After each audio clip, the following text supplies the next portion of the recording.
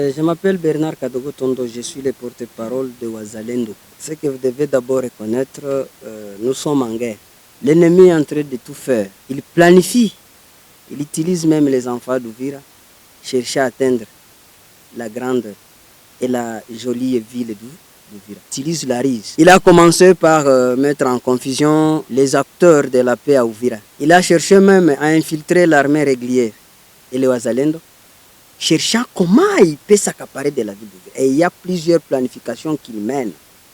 Parce qu'il a trouvé qu'il y a un mur de Berlin que les enfants d'Ouvira ont étalé. Voilà, il cherche maintenant à entrer à travers l'intérieur. Mais ça ne doit pas se tenir et il n'aura pas cette occasion-là. Aujourd'hui, vous avez entendu qu'il y a des affrontements au niveau de Katogota, un peu partout. Parce que l'ennemi, il a le courage de venir détruire la grande ville d'Ouvira. Mais nous l'avons occasionné hier, vraiment, des terribles échecs à Katogota. Seulement, le bilan n'est pas encore connu. Katogota, c'est une zone neutre, une zone de combat. Parce que quand on s'affronte, vous arrivez à Katogota, ni les Wazalendo et ni le mouvement M23 rebelles, ils ne sont pas là. Mais moi, je vous dis aujourd'hui, nous sommes en avance.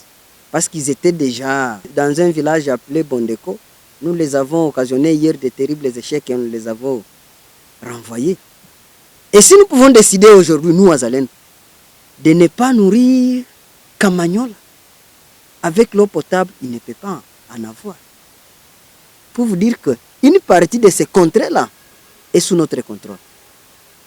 Mais c'est par volonté de trouver que non, la population de Kamanyola, ce sont des citoyens congolais comme moi. Et comment porter cette pénurie de quoi? De l'eau. Et nous savons que l'eau, c'est la vie. Comment porter la pénurie de l'eau à la population? On laisse comme ça. Alors ça peut témoigner que non, nous sommes là. Ça peut témoigner qu'une partie est sous notre contrôle, jusqu'à présent. Ça dit quoi?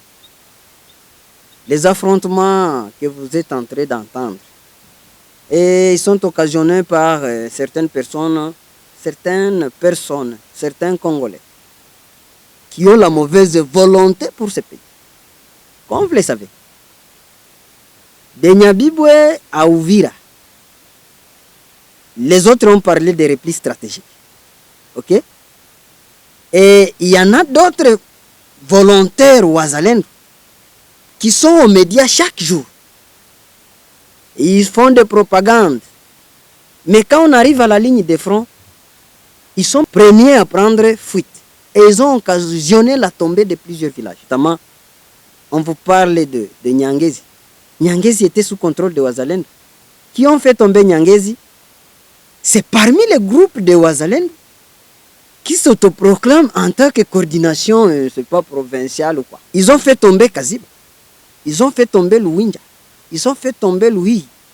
Ils ont fait tomber la ville Bondeko qui a été hier repris par nos vaillants Wazalendo encore en ligne de front. Et Katogota hier, il était déjà entre les mains de Wazalendo. Je vous l'ai dit.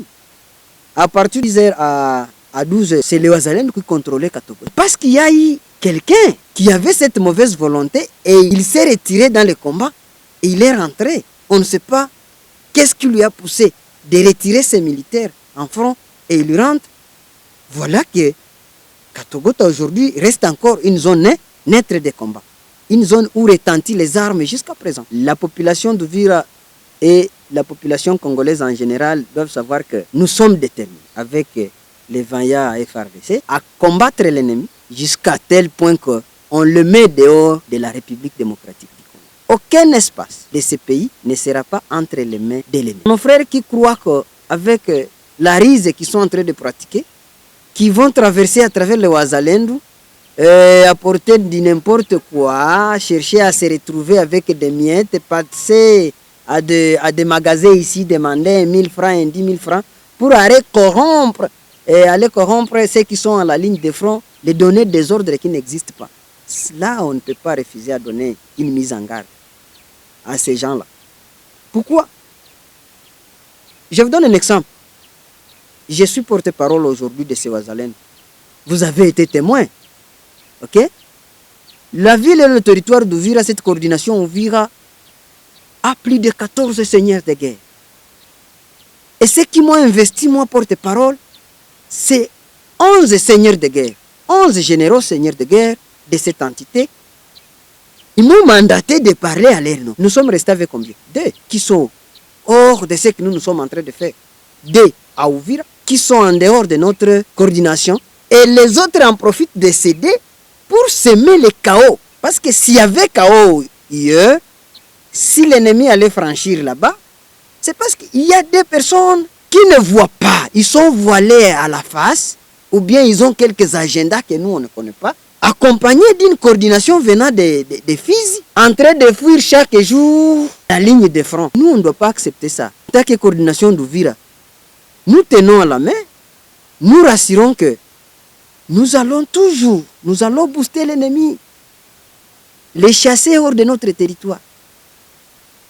Et nous n'accepterons pas qu'une personne qui vient avec ces planifications dont nous ne reconnaissons pas. Pourquoi moi je vous dis, nous rassurons que nous tenons et l'ennemi ne peut jamais entrer chez nous. Mais nous sommes en train de planifier pour l'expulser de notre territoire.